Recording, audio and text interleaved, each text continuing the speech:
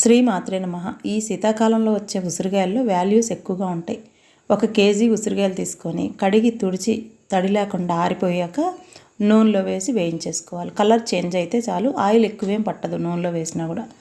ఇవి వేసి colour change అయ్యాక తీసిన తర్వాత కేజీ ఉసిరికాయలకి 1 కాఫీ కప్పు సాల్ట్, అంటే 100 గ్రాముల కన్నా తక్కువే ఉండే విధంగా చూసుకోవాలి. 1 స్పూన్ పసుపు. పూర్తిగా ఉసిరికాయలు ఆరిపోయాక కలపాలి.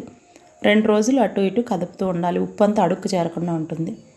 జాడీలో కానీ గాజు సీసాలో కానీ పెట్టుకొని ఇవి ప్రతిరోజు మనకి చింతపండు, పులుపు, నిమ్మకాయ అవసరమైన ప్రతి చోట ఇది వాడుకోవచ్చు. ఇట్లా పట్టుకోగానే తొనలుగా వస్తాయి. ఎండలో పెట్టేసిన తొనల్లాగా అయిపోయి క్యాండీస్ లాగా తినొచ్చు. ఇడ్లీ చట్నీలోకి చాలా బాగా ఉపయోగపడతాయి. ఉప్పు కూడా పెద్దగా వేసే పని ఉండదు, ఇందులో ఉప్పు ఉంటుంది.